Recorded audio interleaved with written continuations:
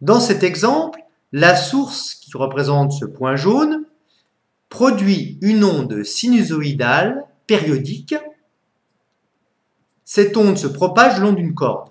Observons le point jaune. Nous voyons qu'à intervalles de temps réguliers, le point jaune reprend son élongation maximale. Top, top, top, c'est-à-dire à peu près toutes les secondes, le point jaune revient à sa position initiale. Cette durée particulière, au bout de laquelle le phénomène se répète identique à lui-même, est appelée la périodicité temporelle. Elle est notée grand T. Son unité, évidemment, la seconde. Dans notre exemple, la périodicité temporelle de l'onde est d'environ grand T égale 1 seconde. Sur cette animation, nous voyons les couches d'air qui se déplacent lors de l'émission d'une onde sonore. Observons cette couche d'air qui est représentée en rouge. Top! Top! Toutes les 4 secondes environ, la couche d'air reprend sa position initiale. La période T du phénomène vaut grand T égale 4 secondes. Définition de la périodicité temporelle.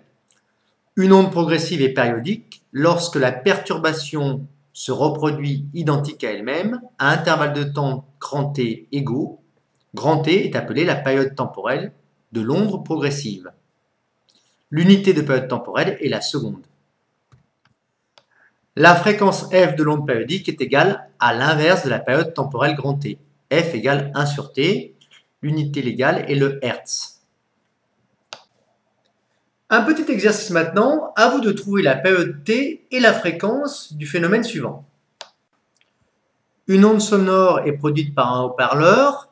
Cette onde sonore est captée par un microphone. Ce microphone est relié à un oscilloscope qui enregistre les vibrations de l'onde sonore, qui transforme donc les vibrations de type mécanique en vibrations de type électrique. À vous de trouver la période T et la fréquence de l'onde sonore.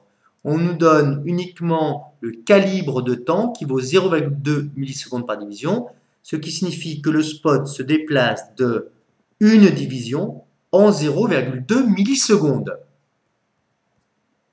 Calculons la période et la fréquence de ces ondes sonores. Alors, la première chose à bien comprendre, c'est que le microphone, il convertit quoi? Eh bien, les vibrations des couches d'air en vibrations électriques. Ces vibrations électriques sont visualisées ici sur cet oscilloscope. La sensibilité horizontale vaut 0,2 millisecondes par division.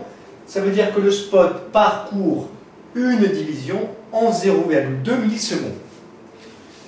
Le phénomène est périodique car ces variations se répètent à intervalles de temps grand T qu'on appelle la période du phénomène.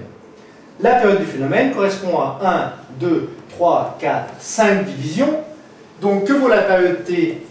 Eh bien, c'est le nombre de divisions fois le calibre de temps, 0,2 millisecondes par division. Ce qui nous fait, pour la période T, eh bien, 5 fois 0,2. Alors 5,0, on a deux chiffres significatifs, un seul ici. Le résultat doit comporter un seul chiffre significatif, c'est-à-dire 1 milliseconde, c'est-à-dire 1 fois 10-3 secondes. Voilà pour la période du phénomène. La fréquence que vaut-elle? C'est l'inverse de la période. F égale 1 sur T, 1 sur 1,0 fois 10-3, 1 fois 10-3, ce qui nous fait 1 fois 10 puissance 3 Hertz.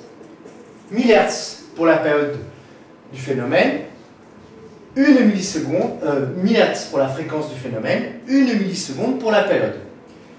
Une fréquence de 1000 Hertz, ça veut dire que 1000 fois par seconde, la couche d'air revient à sa position initiale. Voilà.